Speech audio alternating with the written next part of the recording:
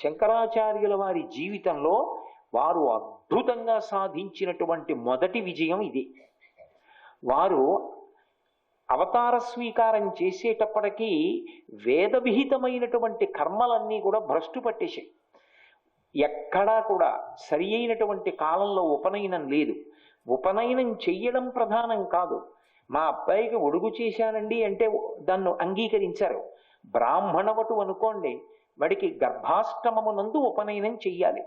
అంటే అమ్మ కడుపులో ఉన్నటువంటి 10 నెలలు లెక్కలోకి తీసుకుని 7 సంవత్సరముల 2 నెలలకి ఉపనయనం చెయ్యాలి యథాశాస్త్రం అయితే. కుర్రవాడు ఏకసంధాగ్రాహి అనుకోండి, వాడు ఒక్కసారి చూస్తే ఏదైనా పట్టుకోగలడు అనుకోండి, అప్పుడు తండ్రి 7 సంవత్సరముల 2 నెలల వరకు ఆగకూడదు, 5వ సంవత్సరంలో ఉపనయనం చెయ్యాలి. ఎందుకంటే వాడికి 2 సంవత్సరముల 2 నెలల పాటు వేదం చదువుకునేటటువంటి అధికారానికి దూరంగా పెట్టకూడదు. వాడు ఏకసంధాగ్రాహి అని తండ్రి నిర్ణయించుకుంటే వాడికి 5వ సంవత్సరంలో ఉపనయనం చెయ్యాలి. 8వ ఏట అథవా బ్రాహ్మణుడికి ఉపనయనం ఎప్పటి వరకు అనుమతిస్తారు అంటే, మా అబ్బాయికి నా ఇష్టం వచ్చినప్పుడు చేస్తానండి 25 ఏళ్ళు వచ్చాకంటే దాన్ని తంతు అంటారు. తంతు అంటే ఉపనయనం చేసినట్టు నటించాడు. అది ఎందుకు అంటే వాడికి ఏదో ప్రయోజనం ఉంది.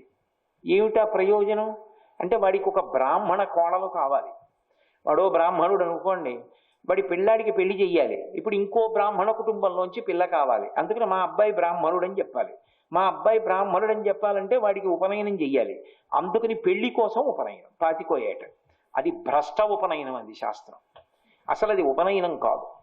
అట్లా చేసిన ఉపనయనం పట్టు ఇవ్వదు, గాయత్రి వంట పట్టదు అని శాస్త్ర నిర్ణయం. 8వ ఏట ఉపనయనం అయిపోవాలి. ఏ కారణాంతరముల చేతనైనా ఆలస్యమైతే 16వ ఏటకి ఉపనయనం పూర్తయిపోవాలి. 16వ ఏట ఉపనయనం చెయ్యకుండా దాటిపోయిన తర్వాత ఉపనయనం చేసి పెద్దల్ని ఆహ్వానించడం మరో పెద్ద తప్పు. అసలు యథాశాస్త్రం అయితే ఇక వాడికి బ్రాహ్మణ పిల్లని ఇవ్వరు. ఎందుచేత అంటే ఇక వాడిని బ్రాహ్మణుడిగా గుర్తించదు శాస్త్రం. నేను యథాశాస్త్రం మాట్లాడుతున్నాను, ఎవరేమనుకున్నా నాకేం బెంగలేదు. ఇక్కడ కూర్చున్నప్పుడు నేను అది మాట్లాడతానని మీరు నన్ను పిలిచారు తప్ప నేను ఎవరో ఏవో అనుకుంటారని మాట్లాడకుండా ఉండడం నా సాధ్యం కాదు. నేను మాట్లాడేది శాస్త్రం, వ్యక్తుల గురించి కాదు. కాబట్టి 16వ ఏటకి ఉపనయనం అవ్వాలి.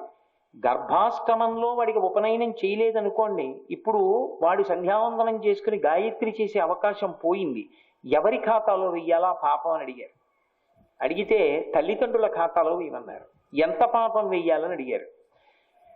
కొడుకు 104 జ్వరంతో ఉండి ఇంట్లో సంధి వచ్చి వాడికి దాహం పుట్టి అయ్యో రామా నీళ్లు కావాలని వాడు ఏడుస్తూ స్పృహ తప్పిపోయి వాడు పడి ఉంటే భోగం అనుభవించడానికి ఇల్లు తాళం వేసి పిల్లవాడిని లోపలికి వదిలిపెట్టి బయట తిరిగిన తల్లిదండ్రులకి ఏ పాపం వెయ్యాలో అది వాడికి ఉపనయనం చెయ్యవలసిన రోజు నుంచి చెయ్యని తేదీ వరకు వేయమన్నారు వాళ్ళ ఖాతా. నేను యథాశాస్త్రం చెప్తున్నా. మీరు కావాలంటే కోటేశ్వరరావు చెప్పింది అబద్ధాలు అనుకుంటే మీరు శాస్త్రాలు చూడండి వెళ్ళి. కాబట్టి అది తల్లిదండ్రుల యొక్క కర్తవ్యం, చెయ్యాలి. క్షత్రియుడైతే 11వ ఏట ఉపనయనం చెయ్యాలి. ఎంతవరకు ఇస్తారు పరిమితి అంటే 22వ సంవత్సరం వయస్సు వచ్చే వరకు ఇస్తారు. 22 ఏళ్ల లోపల చెయ్యవచ్చు క్షత్రియుడికి. వైశ్యుడైతే 12వ ఏట ఉపనయనం చెయ్యాలి. 12 దాటిపోతే 24వ సంవత్సరం వరకు అనుమతిస్తారు. 24వ ఏడు నిండిపోయే లోపల ఉపనయనం అయిపోవాలి. 24 నిండిపోయినా కూడా ఉపనయనం అవ్వలేదనుకోండి, ఖచ్చితంగా తల్లిదండ్రులదే దోషం. కాబట్టి కాలమునకు కర్మకు సంబంధం ఉంటుంది. కాలముతో సంబంధము లేకుండా కర్మ ఉండదు. దానికి కొంతవరకు మనం కూడా లౌకికంగా లోకంలో పోన్లే పాపం ఏం చేస్తాడు, వాడికి ఏదో ఇబ్బంది వచ్చింది అని చెప్పి క్షమించినట్టే శాస్త్రం కూడా క్షమిస్తుంది. ఎందుకంటే 8వ ఏట చేద్దాం అనుకోవడం ఏదో అవాంతరం వచ్చింది, ఏదో చెయ్యవలసిన కర్తకి తండ్రి పోయాడు, వాడికి 7 సూతకం వచ్చింది, ఇంకో ఏడాది. అమ్మగారు పోయారు, ఇంకో ఏడాది. అలా ఎన్నాళ్ళు మానేస్తావు? ప్రతి ఏడు ఎవరో పోరు 7 సూతకాలు రావడానికి. కాబట్టి కనీసంలో కనీసం 16 లోపల చెయ్యాలి. శాస్త్రం ఏదైనా మాట్లాడితే కఠినంగా మాట్లాడదు, యథార్థాన్ని దృష్టిలో పెట్టుకుని వ్యక్తి యొక్క అభ్యున్నతి కొరకు మాట్లాడుతుంది. కాబట్టి ఇప్పుడు ఆ అభ్యున్నతిని అందించవలసిన వాళ్ళు అందించకపోతే పొరపాటు. శంకరాచార్యుల వారి అవతార స్వీకారం జరిగేటప్పటికి వచ్చిన పెద్ద దోషం అది. కర్మ లేదు. ఒకవేళ ఎక్కడైనా కర్మ ఉన్నా కాలముతో సంబంధము లేదు. అసలు ఉపనయన సంస్కారాలు లేవు. ఒకవేళ ఉపనయనం చేస్తే వేళపట్టున ఉపనయనాలు లేవు. ఒకవేళ ఉపనయనం చేసి ఉంటే సంధ్యావందనం చేసేవాడు లేడు. ఎందువల్ల అంటే వేదము ప్రమాణము కాదనేటటువంటి బోధలు ఎక్కువైపోయాయి. అటువంటి మతాలు 72 వచ్చాయి. 72 అవైదిక మతములు ప్రవేశిస్తే గుంపులు గుంపులుగా జనాలు వాటి వెంట పోయారు. మీరు నన్ను క్షమించగలిగితే ఒక మాట చెప్తా. ఎప్పుడైనా అవైదికం వస్తే మొదటిది ఎవరి వల్ల వస్తుందో తెలుసా? బ్రాహ్మణుడి వల్లే వస్తుంది. ఎప్పుడైనా అవైదికం వస్తే మొదటిది ఎవరి వల్ల వస్తుందో తెలుసా? బ్రాహ్మణుడి వల్లే వస్తుంది. కారణం ఏమిటంటే వాడు ఖండించకపోవడమే ఒక కారణం. ఒకటి, వాడు ఖండించాలి. 2, వాడు వెళ్లకుండా ఉండాలి. వాడు వెళ్ళినా లోకం పాడైపోతుంది. ఆయనే వెళ్ళాడు, నేను ఎందుకు వెళ్ళకూడదంటాడు. 2, ఖండించనప్పుడు ఎవరు ఏం మాట్లాడలేదు కదా, మాకు తప్పని ఎలా తెలుస్తుందంటాడు. అందుకే మొదట చొక్కా ఎవరిని పట్టుకుంటుందంటే శాస్త్రం బ్రాహ్మణుడినే పట్టుకుంటుంది. నేను తరచూ అంటూ ఉంటాను నా శిష్యులతోటి, బ్రాహ్మణుడిగా బతకడం అంత తేలికేం కాదంటూ ఉంటాను. కాబట్టి ఎందుకంటే వాడు అందరికీ శత్రువే. శాస్త్రం మాట్లాడతాడు, వాడు పాపం మంచి కోసం చెప్పాడని ఎవడు అండవు. ఆయన ఇలా అన్నాడండి అంటాడు. కాబట్టి కర్మ కాలముతో ముడిపడలేదు. కాలమునందు కర్మ నశించిపోయింది. కర్మ చేయకపోతే, వేద విహితమైన కర్మ చేయకపోతే అసలు పుణ్యము రాదు, చిత్తశుద్ధి రాదు. ఈ 2 పోతాయి. ఇది శంకరాచార్యుల వారు పూర్తి చేసినటువంటి అగాధం. దానికోసం సుబ్రహ్మణ్యుడు కుమరిల భట్టుగా ముందొచ్చాడు. అసలు వేద విహితమైనటువంటి కర్మలు చెయ్యవద్దు, ఇదే ప్రచారం. శంకరాచార్యుల వారి అవతార స్వీకారం జరిగేటప్పటికీ మీరు చదివితే మీకు తేలిగ్గా అర్థం అవడానికి నేను ఒక్క మాటలో చెప్తా. ఎలా వర్ణించారంటే ఆ రోజుల్ని, అప్పుడే పుట్టినటువంటి పసికందైనటువంటి ఒక లేడిపిల్ల అమ్మ ఎటో తప్పిపోతే ఆ లేడిపిల్ల అడవిలో పడుతూ లేస్తూ ఇంకా నడకరాంది నడుస్తూ ఉంటే దానికి 10 వైపులా వేట కుక్కలు వచ్చి చుట్టూ చేరి పళ్ళు చూపిస్తే ఆ భీత హరిణము అంటే లేడిపిల్ల ఎలా ఉనికిపోతుందో వేదము యొక్క పరిస్థితి అలా ఉంది. శంకరాచార్యులు వచ్చేటప్పటికి, వారు వచ్చేటప్పటికే అన్ని అవైదికమైనటువంటి వాదనలు ప్రబలిపోయి అసలు వేదము చెప్పినటువంటి కర్మ చేసిన వాడు లేడు. స్నానం ఇలా చేయాలి, ఏమక్కర్లేదు. పూజ ఇలా చేయాలి, ఏమక్కర్లేదు. యజ్ఞం చేయాలి, చెయ్యక్కర్లేదు. హోమం చేయాలి, చెయ్యక్కర్లేదు. ఉపనయనం చేయాలి, చెయ్యక్కర్లేదు. ఏది వేదం చెప్పిందో అవేవీ చెయ్యక్కర్లేదు. ఒకవేళ ఎవరైనా ఎక్కడైనా చేసినా దానికి కాలంతో సంబంధం లేదు. ఇప్పుడు కాలంతో సంబంధం లేనప్పుడు అది ఏమవుతుంది? పోతుందంటే. పరీక్ష పెడతారు, 10 నుంచి 12 గంటల వరకు పరీక్ష. 12 గంటల వరకు మీరు పక్కన ఎక్కడో వినపడుతున్న పాటలు విని 12 గంటలకి నాకు అన్నీ వచ్చు రాస్తానన్నారు అనుకోండి, వ్రాయనిస్తారా? పేపర్ తీసేసుకుంటారు. కాలమునందు చెయ్యవలసిన పని కాలమునందు చెయ్యనటువంటి వాడు రిక్తహస్తములతో వెళ్ళిపోవలసిందే. కర్మకు కాలంతో అంత సంబంధం ఉంటుంది ఏదైనా సరే. శారదా నవరాత్రులు అన్నాను అనుకోండి, ఆశ్వీజ మాసం శుక్లపక్షంలో వచ్చిన నవరాత్రులు చెయ్యాలి తప్ప అప్పుడు నాకు ఖాళీ దొరకలేదండి మార్గశిర మాసంలో చేస్తాననకూడదు. ఎప్పుడు ఏది చెయ్యాలో వేదం విధించింది అప్పుడే చెయ్యాలి. కాబట్టి కాలము కర్మ ఈ 2 నశించిపోతున్నాయి.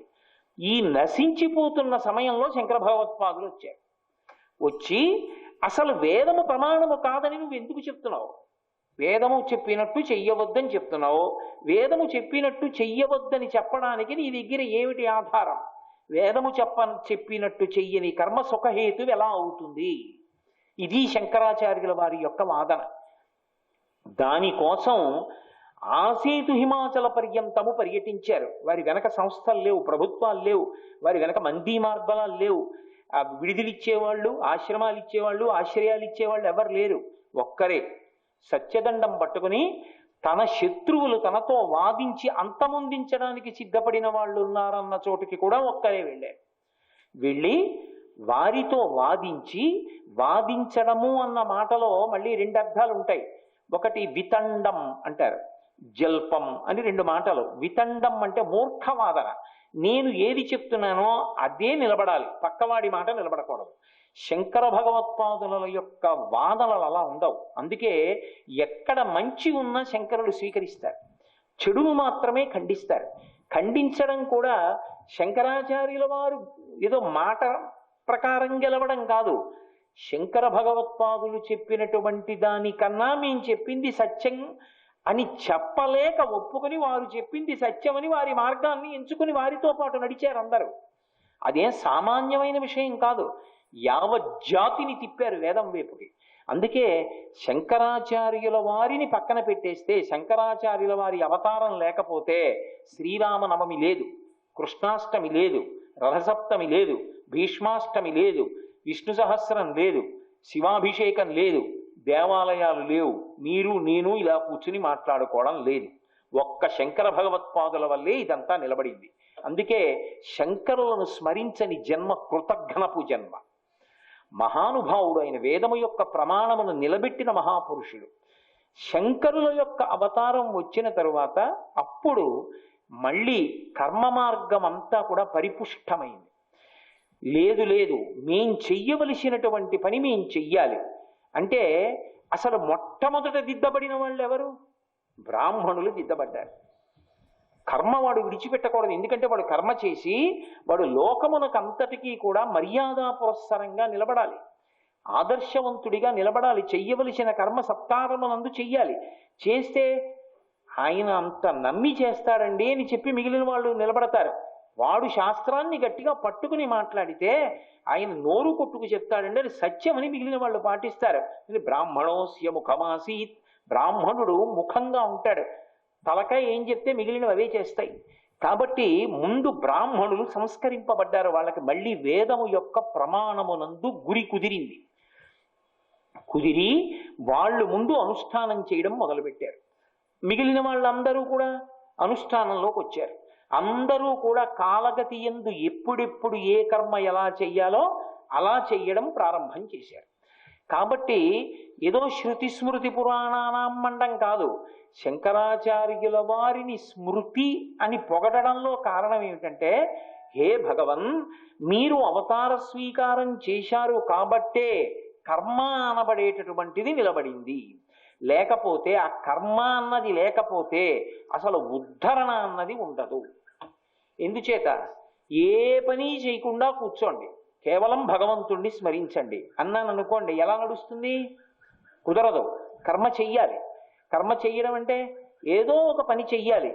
ఏదో ఒక పని చెయ్యడం అంటే మన చిత్తం వచ్చిన పని చెయ్యడం కాదు, దానికి ఒక ప్రమాణం ఉంటుంది. ఇదిగో ఇది ఏది చెప్పిందో ఆ చెప్పిన పని నువ్వు చెయ్యి అంటే, ఇప్పుడు శంకరాచార్యుల వారు 5 ప్రమాణాలు తీసుకొచ్చి నించోపెట్టారు.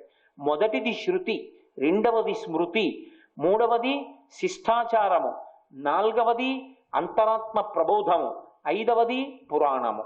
ఈ 5టిని నువ్వు ప్రమాణ వాక్యములుగా స్వీకరించు. వీటిలో ఎలా చెప్పారో నువ్వు అలా కర్మ చెయ్యి. అంతేకాని నీ ఇష్టం వచ్చినట్టు కర్మ చేయకూడదు. నువ్వు చేసేటటువంటి కర్మ పూర్వజన్మల నుంచి వస్తున్నటువంటి వాసనలను మళ్ళీ మళ్ళీ రాబోయేటటువంటి జన్మ పరంపరల నుంచి విడుదల చేసేదవ్వాలి, కానీ ఇంకా ఇంకా బంధించేది కాకూడదు. ఇష్టం వచ్చినట్టు కర్మ చేశాననుకోండి, అది బంధిస్తుంది. అది శాస్త్రవిహితమైన కర్మ చేశాననుకోండి, విడుదల చేస్తుంది. నేను తరచుగా అంటుంటాను, నేను తాడు పట్టుకొచ్చి ఇలా అన్నాను అనుకోండి కట్టేశాను, ఇలా అన్నాను అనుకోండి విప్పేశాను. చెయ్యి ఎటు తిప్పుతున్నాను అన్నదాన్ని బట్టి కడుతున్నానా విప్పుతున్నానా అన్నది ఆధారపడుతుంది. శాస్త్రవిహితమైన కర్మ చిత్తశుద్ధికి హేతు అవుతుంది. అలా స్నానం చేయడం, అలా నిద్రలేవడం, అలా భక్తితో ఉండడం, అలా పూజ చేయడం, అలా అర్థార్జన చేయడం, అలా కామం అనుభవించడం, అలా వైరాగ్యాన్ని పొందడం, ఇవన్నీ కూడా దేనికి కారణమవుతాయి అంటే మోక్షమునకు కారణమవుతాయి, భగవంతుని యొక్క అనుగ్రహమును పొందడానికి కారణములవుతాయి. అలా కాలేదనుకోండి, అవి మరింత బంధనములోకి తీసుకెడతాయి. నా ఇష్టం వచ్చినట్టు అని నేను ఆ మాట అన్నాను అనుకోండి, నా ఇష్టం వచ్చినట్టు అని అనగానే అప్పుడు పాపము పుణ్యము అన్న వివక్ష పోయింది. నేను ఇంతకన్నా విడదీసి చెప్పక్కర్లేదు, మీకు అర్థమై ఉంటుంది. నేను శాస్త్రము చేత నిర్దేశింపబడినటువంటి రీతిలో ధనాన్ని ఆర్జన చేస్తాను. ఇప్పుడు నా కర్మ శాస్త్రాన్ని ప్రమాణంగా తీసుకుంది. నాకు ఎంత శాస్త్ర ప్రకారంగా చేసినటువంటి కర్మ వల్ల వచ్చిందో దానివల్ల నేను పరమ సంతోషంతో ఉంటాను. అది నాకు ఈశ్వరుడిచ్చింది కాబట్టి నా అభ్యున్నతి హేతు. తల్లి పాలిటువంటివో ఈశ్వరానుగ్రహంతో వచ్చినది అటువంటిది. నా కర్మ చేత నేను శాస్త్రబద్ధమైన కర్మ చేయడం వల్ల నాకు ఎంత సంప్రాప్తమైందో అదే నా తృప్తికి హేతు. ఎల్లభసే నిజ కర్మోపాప్తం విత్తంతేన వినోదయ చిత్తం అంటారు శంకరాచార్యుల వారు. ఇదే వారి జీవిత పర్యంతము వారి సిద్ధాంతంగా వారి ప్రచారంలో అంతర్లీనంగా వెళ్ళింది. ఇదే నా ఇష్టం వచ్చినట్టు అని నేను మాట వాడాను అనుకోండి. ఇప్పుడు నేను శాస్త్రీయమైన కర్మ చేసి నేను ఏది చెయ్యాలని శాస్త్రం విధించిందో అది చేసి సంపాదించాలని ఏముండదు. సంపాదించడం కోసం నా ఇష్టం వచ్చినట్టు చేస్తాను. దొంగతనం చేసి తెస్తాను, పక్కింట్లోంచి తెస్తాను, బలహీనుండి కొట్టి తెస్తాను. ఇప్పుడు నా ఇష్టం వచ్చినట్టు అని ఒక మాట అంటే కర్మ విడుదల ఎందుకు చేస్తుంది? చెయ్యదు, బంధన హేతు అవుతుంది. అది శాస్త్రంతో ముడిపడిపోతే విడుదల హేతు అయిపోతుంది. అందుకే సమస్త జీవకోటిని మళ్ళీ భగవంతుడి వైపుకి తిప్పినటువంటి వారు, కర్మ మార్గాన్ని సువ్యవస్థితం చేసిన వారు, వేదంతో ముడివీసిన వారు శంకర భగవత్పాదులు. అందుకని స్మృతి. మూడవది పురాణం. శృతి స్మృతి పురాణం కదూ. పురాణం అంటే ధర్మం. పురాణం ఎందుకు చెప్తారు, పురాణం ఎందుకు వింటారు, పురాణం ఎందుకు చదువుతారు, పురాణం ఎందుకు ఇంట్లో పెట్టుకుని నమస్కారం చేస్తారు అంటే ధర్మాన్ని మనసులో సువ్యవస్థితం చేసుకోవడం కోసం. కర్మ చెయ్యడం వేరు, ధార్మికమైన కర్మ చెయ్యడం వేరు. ధర్మము అన్న మాట చాలా చాలా జాగ్రత్తగా అర్థం చేసుకోవాలి. నేను చేసినది అంతా ధర్మమే అన్నట్లు కనపడుతుంది పైకి, కానీ మీరు శాస్త్రమన్న కళ్ళజోడు పెట్టుకు చూస్తే మీరు చేస్తున్నటువంటి కర్మ శాస్త్రీయమే అన్నట్లు కనపడినా యథార్థమునకు అది శాస్త్రీయము కాకుండా పోతుంది. అప్పుడు ధర్మాన్ని విడిచిపెట్టిన కర్మ అవుతుంది. మీకు బాగా అర్థం అవ్వాలంటే నేను మీకు ఒక ఉదాహరణ చూపిస్తాను. ద్రోణాచార్యుల వారు బ్రాహ్మణుడు, కుచేలుడు బ్రాహ్మణుడు, ఇద్దరూ బ్రాహ్మణులే. ఇద్దరికి కృష్ణ భగవానుడితోటే స్పర్శ ఉంది. ఇద్దరూ కృష్ణుడి యొక్క అనుగ్రహానికి పాత్రులైన వాళ్ళే. కుచేలుడు కృష్ణానుగ్రహాన్నే పొందాడు, ద్రోణాచార్యుల వారు కృష్ణానుగ్రహాన్నే పొందాడు. ద్రోణాచార్యుల వారు పాండవులకు గురువు, ఏ సామాన్యమైన వాడు కాదు, పేరు చివర ఆచార్య అన్న బిరుదునామా ఉన్నవాడు. అటువంటి ద్రోణుడు ఒక బ్రాహ్మణుడిగా బ్రతకవలసినటువంటి స్థితి ఏర్పడినప్పుడు చాలా కష్టపడి జీవితంలో ఆయన విద్యాభ్యాసం చేసి పైకొచ్చి బ్రతికాడు. ఒకానొక సందర్భంలో ఏమైందంటే పాండవులందరికీ పాఠాలు చెప్పాడు. పాఠాలు చెప్పి అర్జునుడు వచ్చి గురుదక్షిణ ఏం కావాలని అడిగాడు. అడిగితే మీరందరూ నా దగ్గర చదువుకున్నారు దుర్యోధనాదులతో కలిపి. పాండవులు అన్నమాట నిజానికి, కౌరవులు అన్నమాట నిజానికి ఒక్క దుర్యోధనాదులకే కాదు, కురువంశ సంభవులు కాబట్టి పాండవులకు కౌరవులకు కూడా అన్వయం అవుతుంది. అటు దుర్యోధనాదులు ఇటు పాండవులు వచ్చి నమస్కారం చేసి మీరు మాకు విలువిద్య నేర్పారు కదా, ఏం కావాలని అడిగారు. అయితే ఆయన అన్నాడు, ద్రుపదుండి పట్టి బంధించి తెచ్చి నా కాళ్ళ మీద పడయండి, అదే నాకు గురుదక్షిణ అన్నాడు. అక్కడ పోయింది బ్రాహ్మణ్యం ద్రోణుడిది. ఎందువల్ల? అంత గొప్పవాడైనా, అంత శాస్త్రం చదువుకున్నా, అంత పరశురాముడి దగ్గర విలువిద్య అభ్యాసం చేసినా, అన్ని వేదాలు చదువుకున్నవాడైనా, పాండవులకు గురువైన, ధర్మరాజు చేత నమస్కరింపబడిన, ప్రతిరోజు కృష్ణ దర్శనాన్ని సాకారంగా పొందిన పెద్ద తప్పొకటి చేసేసాడు. ఎక్కడ చేశాడు అంటే, ఎప్పుడో చిన్నతనంలో ఇద్దరూ ఒక గురువు గారి దగ్గర చదువుకున్నారు, ద్రుపదుడు ద్రోణుడు. చదువుకున్నప్పుడు సహజంగా ఇద్దరు సహ విద్యార్థులు కనుక ఒరే ఒరే అని పిలుచుకునేవారు. ఒకప్పుడు దరిద్రం వచ్చింది ద్రోణాచార్యుల వారికి. పిల్లవాడికి పట్టడానికి పాలు కూడా లేవు. ద్రుపదుడు నాతో కలిసి చదువుకున్న స్నేహితుడు ఇప్పుడు రాజు అయ్యాడు. వెళ్ళి ఆయన అడిగి ఆవులు తీసుకొస్తాను, సంపద తీసుకొస్తానని ద్రుపదుడి దగ్గరికి వెళ్ళాడు. ద్రోణుణ్ణి చూసి ద్రుపదుడు గుర్తుపట్టాడు. గుర్తుపట్టిన ఇంత దరిద్ర బ్రాహ్మణుడు నా స్నేహితుడిని చెప్పవలసిన అవసరం ఏమిటని విన్నకున్నాడు. నేను ద్రోణుణ్ణి, నీకు జ్ఞాపకం లేదా అని ఒరేయ్ అని ఏకవచన సంబోధన చేస్తూ సంతోషంగా దగ్గరగా వెళ్ళాడు ద్రోణుడు. ఆగ్రహించి అహంకారము, ఆ రాచ పదవటువంటిది. ఈ ద్రోణుడిని దూరంగా నెట్టి అవతల పారాయండి, వీడెవడు నాకు స్నేహితుడు ఏమిటి, నాతో చదువుకోవడం ఏమిటి, నాకు జ్ఞాపకం లేడు, అవతల బమ్మన్నాడు ద్రుపదుడు. ద్రోణాచార్యుల వారిని నిండు సభలోంచి తోసేశారు బయటికి. పడిపోయాడు. తిరిగి వచ్చాడు. బ్రాహ్మణుడు అవమానమును గుండెలో పెట్టుకుని అగ్నిని రగల్చినట్లు రగల్చి ప్రతీకార ధోరణి పొందకూడదు. బ్రాహ్మణుడికి ఉండవలసినటువంటిది క్షమ, ఓర్పుతో ఉండాలి. బ్రాహ్మణుడికి క్షమ లేదనుకోండి భూమి నిలబడదు. వాడి అనుష్ఠాన బలం శాపాలుగా పనికొచ్చింది అనుకోండి, ఎవరు నిలబడతారు? ఇంకా ఓర్పుకి పనికి రావాలి. కానీ ద్రోణుడు ఓర్పు పట్టలేదు. పట్టకుండా దాన్ని పెట్టుకున్నాడు గుండెలో. ఎంత జాగ్రత్తగా పెట్టుకోగలిగాడంటే ఎన్నడూ బయటపడకుండా లోపల పెట్టుకున్నాడు.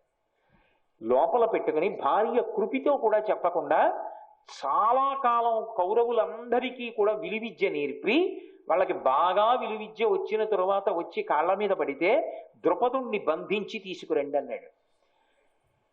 మిగిలిన వాళ్ళు బంధించలేకపోయారు. ఒక్క అర్జునుడు మాత్రం ద్రుపదుణ్ణి బంధీకృతుణ్ణి చేసి తీసుకొచ్చి ద్రోణాచార్యుల వారి పాదాల మీద పారేశాడు. సర్వం శ్రీ ఉమామహేశ్వర పరబ్రహ్మార్పణమస్తు. స్వస్తి.